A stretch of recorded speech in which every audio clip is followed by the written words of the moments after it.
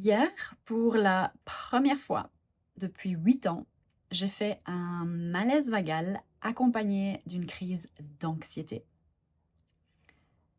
Pourtant, aujourd'hui, là maintenant, je me sens comme si j'avais fait peau neuve. Ça fait des semaines, peut-être même des mois, que je ne me suis plus sentie aussi bien, que je n'ai pas ressenti cette puissance, ce calme, cette clarté, ce bien-être à l'intérieur de moi. Peut-être que tu te dis, elle est folle celle-là. Et tant mieux, parce que c'est la folie qui nous fait avancer dans la vie, qui nous fait grandir et qui nous fait ouvrir de nouveaux chemins. Mais dans cette vidéo, en tout cas, je vais t'expliquer plus en détail ce qui s'est passé, ce que j'ai fait et comment je suis sortie de cet état en l'espace de 30 minutes, alors qu'il y a 8 ans, je suis restée dans cet état pendant 9 mois. Ça a été vraiment très compliqué. Donc concrètement, qu'est-ce que j'ai fait? Quelles ont été les pratiques que je mets en place? Et ça tombe bien parce qu'elles sont essentiellement toutes ici sur cette chaîne YouTube en accès absolument gratuit, accessible à tous.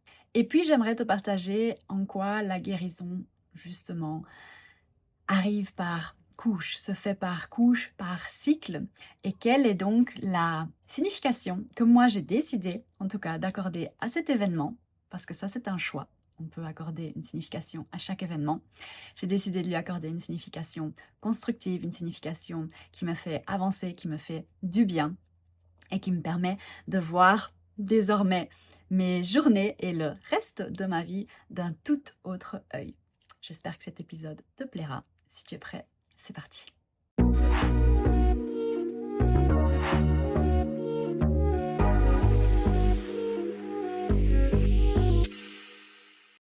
Ces dernières semaines ont été très chamboulantes. Le mois d'octobre, le mois de novembre, je ne sais pas si tu y crois, si tu es branché, si tu te tiens au courant. Moi, j'avoue que je ne suis pas fort au courant, je ne comprends pas beaucoup de ces choses-là, mais je les ressens. Et puis, j'ai des amis qui travaillent, notamment en tant que médium, astrologue, numérologue, etc., et qui m'expliquent certaines choses. Et donc, je sais que ces dernières semaines ont été des vortex énergétiques assez puissants, qui nous ont vraiment poussé à la transformation. Puis il y a eu la pleine lune, là, très récemment, puis le portail du 11 du 11, donc le 11 novembre. Bref, tout ça fait que j'ai vraiment ressenti un grand chamboulement à l'intérieur de moi, un besoin de prendre du recul. D'ailleurs, ces 2 dernières semaines ici, je n'ai pas été présente. Ça faisait 1 an que je faisais une vidéo YouTube par semaine. Ces 2 semaines, je n'en ai pas fait. Donc ça a été quelque chose d'important pour moi. J'ai appris à me donner plus d'amour aussi, à moins me juger, à moins me flageller et à m'autoriser à naviguer avec mes saisons, à vraiment m'écouter profondément mes envies et arrêter aussi de me forcer à faire certaines choses que je ne ressentais plus comme étant alignées, en tout cas pas pour l'instant, pour le moment. C'est ça que j'ai également pour l'instant, on ne sait jamais après, mais on verra où ça me mène. Mis entre parenthèses mes ateliers soins somatiques que j'organisais 2 fois par mois. Parce que voilà, je suis en plein processus de mue, de transformation intérieure et du coup, évidemment, quand ça change à l'intérieur de nous, il y a notre monde extérieur qui y répond également. En tout cas, ça fait énormément de bien d'également opérer des changements, des transformations à l'extérieur pour que ça matche mieux notre monde intérieur. Donc suite à ça, suite à ces chamboulements, j'étais dans une période de baisse d'énergie, ok, beaucoup de fatigue. Évidemment, je me posais aussi des questions, c'était déstabilisant, voilà, il y avait des choses qui se passaient que je n'avais jamais ressenties en tant que telles, des actions que je prenais comme si c'était plus fort que moi, des annonces que je faisais, qui encore une fois, comme si c'était pas vraiment moi qui parlais, c'était une force supérieure, il y avait vraiment quelque chose d'autre qui opérait.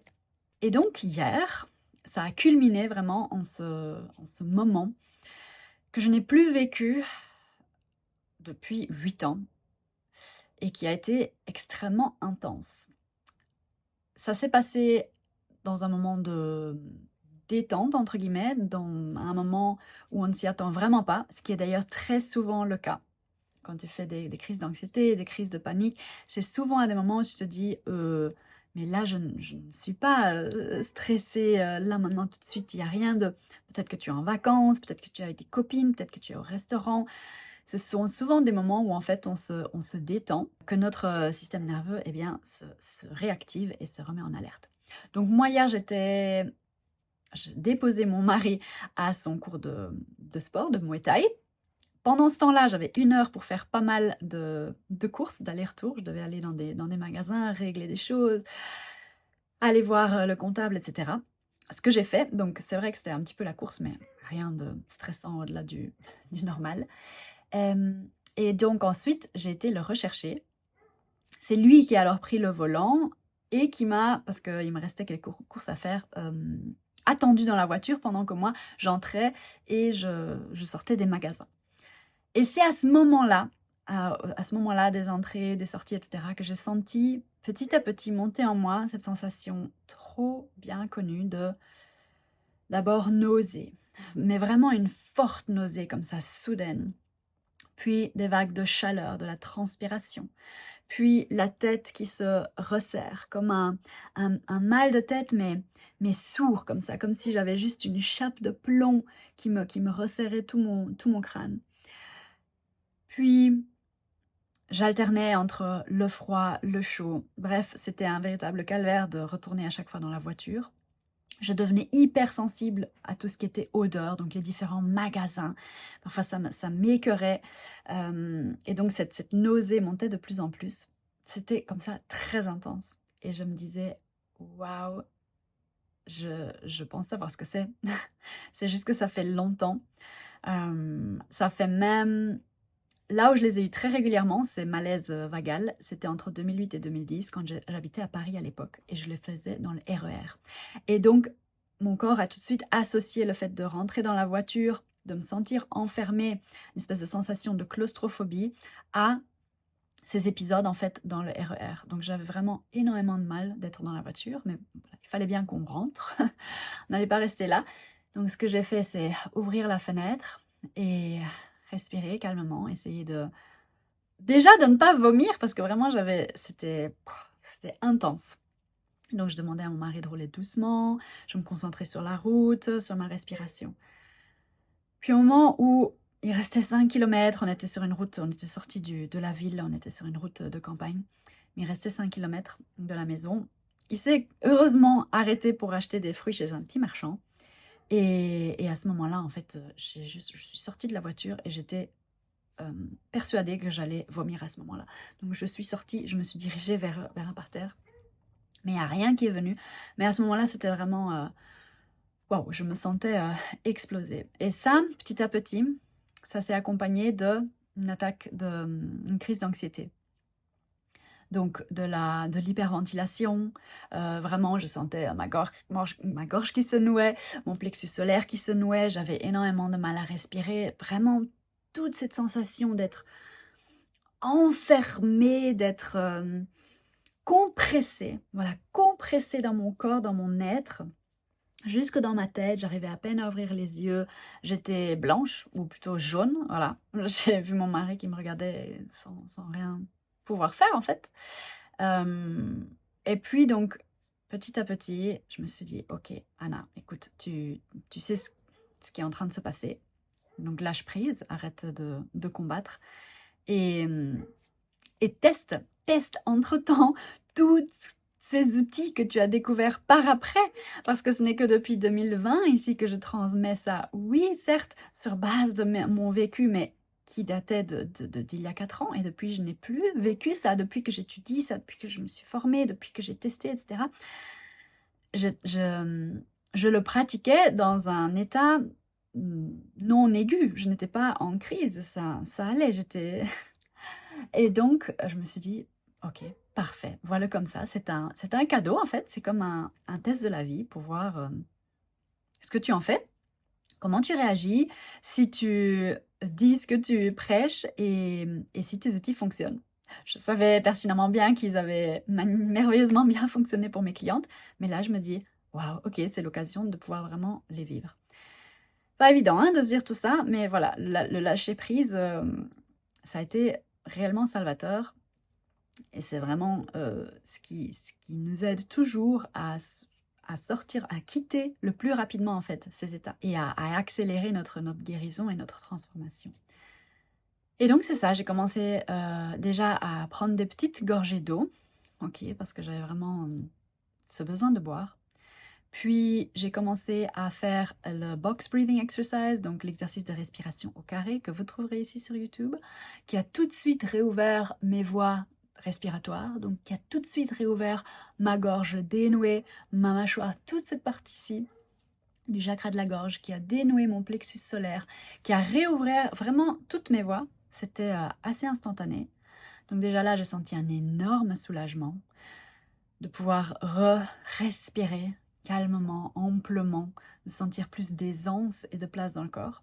À partir de là, on a pu rentrer. Et une fois rentré à la maison, alors, je n'arrivais toujours pas à rentrer chez moi parce que j'avais toujours cette sensation quand même de claustrophobie, de renfermement. Et aussi au niveau de la tête, des yeux. C'est très intéressant parce que ça a à voir avec le nerf vague. Et tout ce que j'avais étudié me revenait comme dans un flash. Je me suis dit, ah oui, c'est ça qu'on ressent, c'est ça qui se passe dans notre physiologie en fait. Quand on est dans cet état, de crise, de figement, de crise d'anxiété, bref, notre champ de vision se referme totalement. Donc j'ai vraiment ressenti ça très très fort, que mon champ de vision n'arrivait pas à aller au-delà de moi en fait, de ma personne, de mon corps. Toute mon attention, on est donc en état de survie, littéralement, toute mon attention, toutes mes ressources, tout mon focus était dirigé vers moi, vers mon corps. Et donc s'amplifiait aussi les ressentis, la perception de tout ce qui s'y passe. Okay, c'est ce qu'on appelle aussi être en hyper-vigilance. Et donc pour venir sortir de cet état-là et réouvrir notre champ de vision, c'est là où l'exercice du reset du nerf vague, qui existe aussi ici en vidéo sur cette chaîne, a été incroyable. En l'espace de littéralement 2 minutes, j'ai senti cette ouverture. Donc c'est celui où on met les mains ainsi, on regarde le coude à gauche, à droite sans bouger la tête. Je l'ai fait avec l'inclinaison d'un côté, hop, et puis de l'autre. Ok, allez, va voir la vidéo. En l'espace de 2 minutes, littéralement, parce que c'est 30 secondes de chaque côté, j'ai ressenti tout mon corps comme se décongeler, s'ouvrir, comme une fleur qui était fermée et qui tout à coup s'ouvre et bourgeonne. C'était incroyable. Donc j'ai ressenti, tout à coup j'avais de nouveau la capacité, donc ma tête s'est dégagée, la douleur s'est dégagée, toute cette sensation de compression dans mon corps s'est ouverte. Comme s'il y avait des couches qui se défaisaient, vraiment je me décongelais littéralement, ce qui était dur, fermé, statique, se décongelait et redevenait fluide et ample et reprenait de l'espace de la place. Ensuite, j'ai pu changer littéralement mon regard, ma perception est passée de moi, d'un espace super fermé, super contracté, à regarder, eh bien, j'étais avec ma chienne qui venait, une des chiennes, je regardais petit à petit autour de moi, je regardais les chevaux, je regardais la vue, j'arrivais à faire ça, ce qui avant était impossible en fait. Et j'arrivais à regarder à gauche, à droite et à me concentrer sur mon environnement, donc à quitter cet état de moi, survie, rien d'autre n'existe. J'ai tout de suite, puisque c'est des exercices, alors j'ai fait celui-là et je l'ai combiné avec des exercices de stimulation du nerf vague, qu'il y a également ici sur cette chaîne. Ensuite, l'activation, la réactivation du nerf vague, qui avait été vraiment en mode frein vagal, donc j'étais en parasympathique dorsal, totalement figé. Lorsque il y a eu ce switch vraiment en ventral, je l'ai vraiment ressenti dans le sens où mon ventre a commencé à gargouiller. Là où avant j'avais envie de vomir et je pensais vraiment que j'allais vomir, j'ai vraiment senti ma digestion qui s'est remise en marche. Donc, mon ventre qui gargouillait, je recommençais même à avoir de l'appétit. Ça, j'y reviens. Il y a une chose que j'ai oublié de vous dire. Je commençais à faire des rots. C'est comme ça, c'est pas classe, mais la digestion se réactive. Je commençais à bâiller. Tous des signes de relâchement en fait et de retour dans un état parasympathique mais ventral. Pas le dorsal qui nous fige, mais ventral là où on se sent en sécurité, où on se sent bien, le rest and digest, où le repos et la digestion se remettent en place. C'était absolument incroyable et tout ça en l'espace de juste quelques minutes. Et là, je me suis dit, waouh, je suis en train de vivre, je suis en train de réellement intégrer, apprécier, vivre dans la matière ce que j'ai, certes, oui, étudié, découvert, ce qui me fascine, ce que j'ai, mais qui restait pour moi, en tout cas, théorique. Parce que oui, j'avais effectué les exercices, mais jamais plus dans un état de crise aiguë ainsi. Et là, je me suis dit, quel incroyable cadeau. Donc, autre chose, c'est que j'ai une très bonne écoute corporelle que j'ai développée depuis ces événements-là en 2016, donc il y a 8 ans. Et à un moment, j'ai vraiment ressenti ce flash. J'ai eu un flash comme un mot ou ouais, peut-être que c'était plutôt par le goût, par la sensorialité que ça m'est venu, mais bref, c'était sel, salé, sel. Et donc, je me suis dit, ok, mon corps me demande du sel. Et j'avais des galettes de riz légèrement salées comme ça, donc j'en ai demandé à mon mari. Et puis j'ai commencé à les manger, mais super lentement en fait, parce que j'avais toujours aussi quand même cette sensation de nausée. Et j'ai commencé à les grignoter, vraiment à y apposer ma langue, à juste goûter.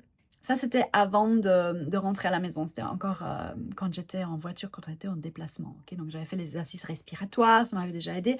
Et puis j'avais mangé la galette. Et seulement après, j'avais commencé à débloquer mon nerf vague. Et puis tout allait bien. Et donc cette galette, je l'ai vraiment mangée en pleine conscience. Là, pour le coup, c'était littéralement mangé en pleine conscience. Je ressentais la texture de la galette sur ma langue, le sel. Je faisais attention au bruit de quand je mâchais cette galette. Ça croustillait. Et tout ça. Et puis, j'observais comment elle descendait dans mon ventre, ma réaction. Et tout ça, ça m'a vraiment aidé à m'ancrer.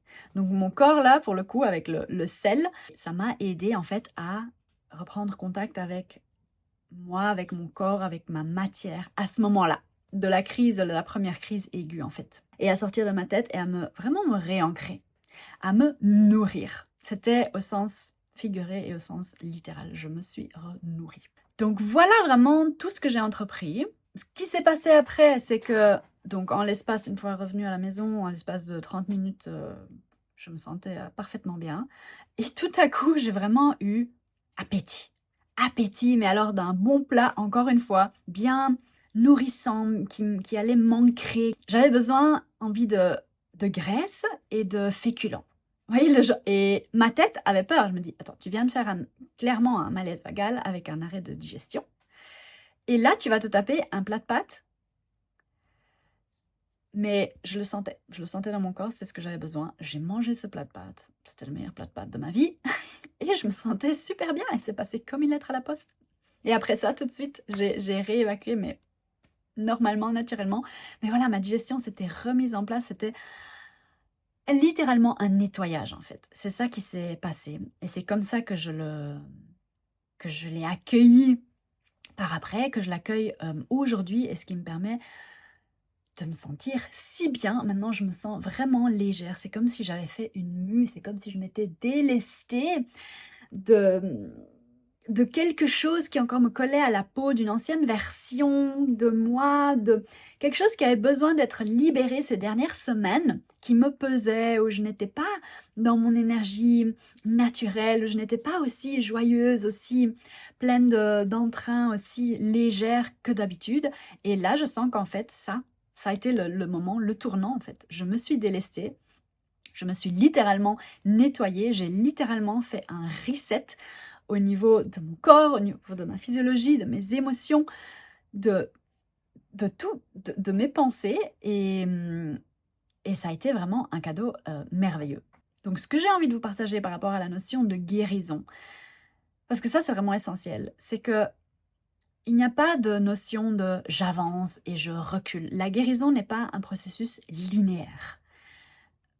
Souvent, on me dit « Ah, j'ai l'impression de ne pas avancer » ou « J'ai l'impression de reculer, de retomber en arrière parce que telle et telle chose a eu lieu et que vous vous retrouvez dans des anciens schémas ou des anciens comportements. » J'ai envie de dire non.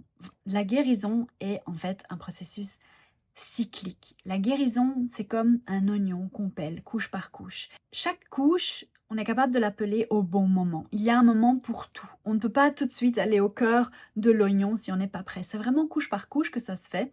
Il faut le temps donc d'être prêt. Tout est une question de timing. Ensuite, on peut peler la couche. Et puis, il y a aussi un moment d'intégration, de repos. On a besoin de ça aussi. Et on ne peut pas faire de forcing par rapport à peler la couche suivante alors.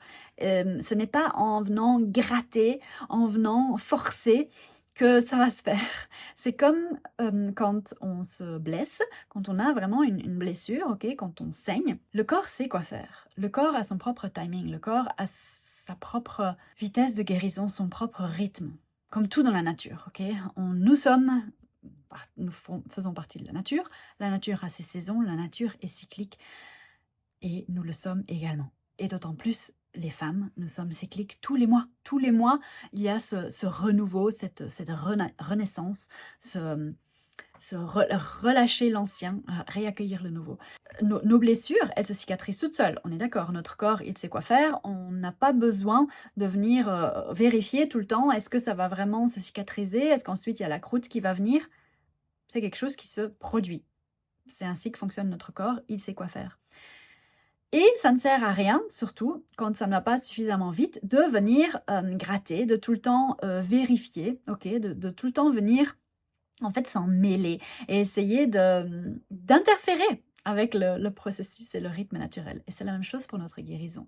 Cet oignon, ça ne sert absolument à rien à y aller dans la force, à y aller avec le couteau et d'enlever à force en fait les couches.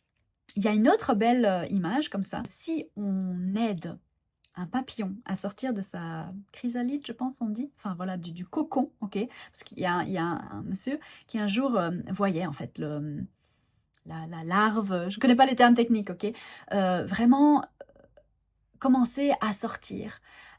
Mais c'est un processus qui requiert du temps, qui requiert de l'effort. Et en fait, pour l'aider, pour que ça aille plus vite, eh bien, il a commencé à gratter avec son doigt. Et comme ça, l'insecte a pu sortir plus rapidement. Sauf qu'il s'est rendu compte que cet insecte n'a jamais pris son envol, ne s'est jamais envolé. Pourquoi? Parce que ce processus avait été accéléré. La timeline naturelle n'a pas été respectée. Il y a eu une interférence, il y a eu une impatience de la part de notre mental, voilà, ce qui interfère en fait dans ce processus naturel, qui fait que le papillon n'a pas eu le temps de traverser toutes les phases, c'est-à-dire de renforcer son corps, parce que c'est en grattant ou je ne sais pas ce qu'il fait exactement, est-ce que c'est avec les dents, est-ce que c'est... Bref, comment il fait pour ouvrir cette coque, ce cocon, et puis se glisser, se hisser. Tout ce processus-là vient renforcer son corps, vient faire que par après, il va pouvoir déployer ses ailes et il va pouvoir s'envoler. Mais si lui-même ne traverse pas ce processus, step by step, on est en train de brûler les étapes. Et en fait, il est en train de se cramer les ailes, entre guillemets. Et c'est la même chose avec nous. Donc, mon invitation aujourd'hui pour vous, c'est ça en fait. C'est que vous vous rendez compte que la guérison n'est pas un processus linéaire, dicté par les timelines de notre mental, qu'il n'y a pas un point A à un point B, et puis c'est bon d'ailleurs.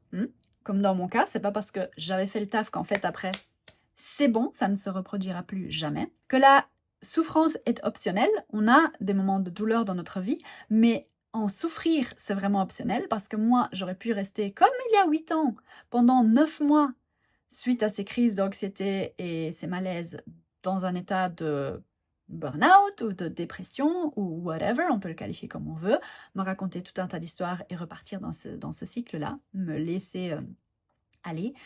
Mais j'ai choisi une histoire différente parce que, pourquoi? J'avais déjà fait tout un cheminement, j'ai une conscience qui est totalement différente. Cette fois-ci, je savais ce qui se passait. Je n'avais plus non plus cette peur. Effectivement, j'avais la sensation de mourir sur le moment même. Mais quelque part, je savais que ça n'allait pas être le cas. Ce qui, la première fois, était le cas. J'étais vraiment en panique du coup. Mais ici, il y a déjà toute cette conscience tout ce cheminement qui a eu lieu. Et donc, pour vous dire qu'on n'est jamais arrivé. Et ça veut dire quoi être arrivé, en fait? Est-ce que c'est vraiment le but dans notre vie d'aller de A à B pour se dire Chou, done, maintenant je peux me reposer, cool. Est-ce que vraiment on se sentirait bien, on se sentirait vivant, on se sentirait satisfait, on se sentirait...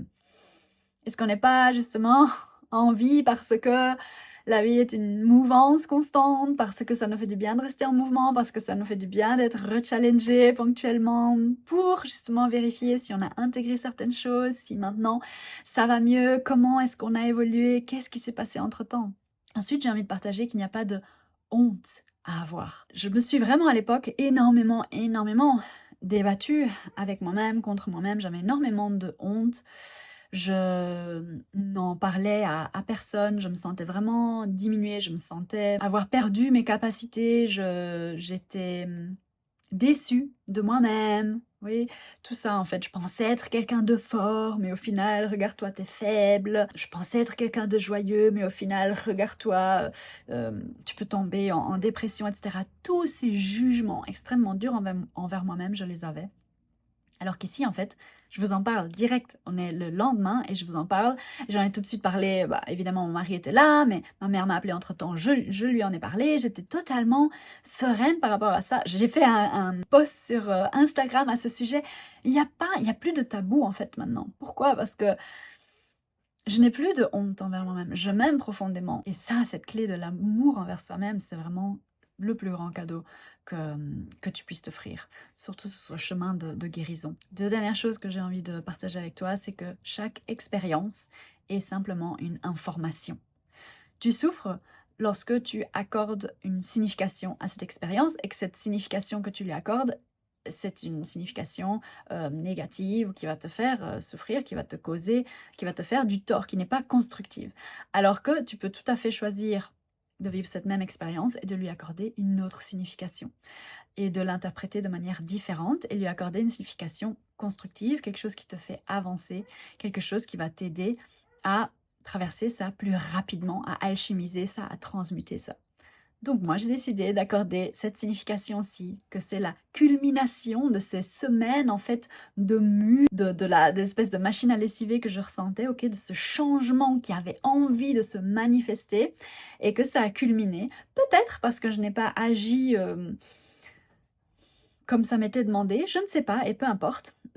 Et que là, du coup, c'était vraiment un signe clair que, ok, le moment est venu, tu n'as plus le choix, ça se fait en fait. Que tu sois à bord ou pas, ça s'est fait. Et donc, je lui ai accordé ces significations-là, de vraiment, comme le papillon qui sort de sa chrysalide, et bien maintenant, pour moi, c'est le reste de ma vie qui commence à ce moment-là. Et je n'oublierai plus jamais ce jour-ci, tout comme je n'oublierai plus jamais il y a 8 ans mes dernières crises, tout comme je n'oublierai jamais entre 2008 et 2010 à Paris les malaises que j'ai fait dans les RER, etc. Mais ce sont de magnifiques milestones en fait, de magnifiques pierres comme ça angulaires sur notre chemin qui nous enrichissent, qui enrichissent notre histoire personnelle, qui font de nous des êtres uniques.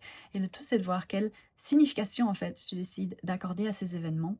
Ce que tu en fais en fait, comment tu les alchimises et qu'est-ce qu'ils vont t'apporter par la suite. Comment rebondir là-dessus, comment avancer à partir de là. Et dernière chose, en lien avec cette notion-là, c'est que j'ai envie de vraiment t'inviter à reprendre les rênes quand des événements difficiles, quels qu'ils soient, se passent dans ta vie et à te dire que tu es le créateur de ta vie. Tu ne la subis pas, ok? Tu n'es pas spectateur, tu n'es pas passif. Tu es réellement créateur de ta propre vie. Cette vie, c'est comme une toile blanche. On t'a donné un pinceau, des couleurs. Parfois, il y a peut-être un oiseau qui chie sur la toile ou de la peinture qui vient, pouf, une grosse tache que tu n'y as pas apposée toi-même. Mais qu'est-ce que tu vas en faire en fait? Est-ce que tu laisses ça ruiner ton œuvre d'art ou est-ce que tu décides de reprendre les pinceaux dans les mains et avec ça, de l'intégrer dans cette œuvre et d'en faire un réel chef-d'œuvre, d'en faire quelque chose de beau, d'en faire quelque chose qui t'illumine, d'en faire quelque chose qui te propulse vers l'avant. Donc tu es bel et bien le créateur de ta vie. C'est mon invitation pour toi aujourd'hui. Grâce à ce partage d'expérience, là comme ça, tout de suite, 24 heures après, même pas encore, parce que c'était hier après-midi, après ce grand événement, en fait, qui pour moi remarque ici un nouveau tournant, encore un nouveau départ, encore une nouvelle mue, l'accueil nouvelle identité et je trouve que c'est absolument fascinant. Et c'est ce qui nous garde en vie, c'est ce qui nous maintient vivants, vibrants, de tout le temps savoir nous renouveler, d'apprendre en fait à danser avec la vie et à suivre ce flow qui nous est demandé, ce lâcher prise qui nous est demandé. Qu'est-ce qui se passerait si tu osais lâcher prise, si tu osais ouvrir les vannes de la vie et si tu t'autorisais à vraiment laisser circuler cette vie qui ne demande qu'à circuler à travers toi. J'espère que cet épisode t'a plu, je me réjouis de te lire en commentaire. Dis-moi ce que tu as retenu, ce qui a résonné avec toi, si tu as des questions, je prendrai le temps d'y répondre comme d'habitude. Si tu n'es pas encore abonné à cette chaîne, je t'invite à le faire, à cocher aussi la cloche pour recevoir les notifications des prochaines vidéos. Et sur ce, prends bien soin de toi, aime-toi et redeviens le créateur de ta vie. Je t'embrasse bien fort.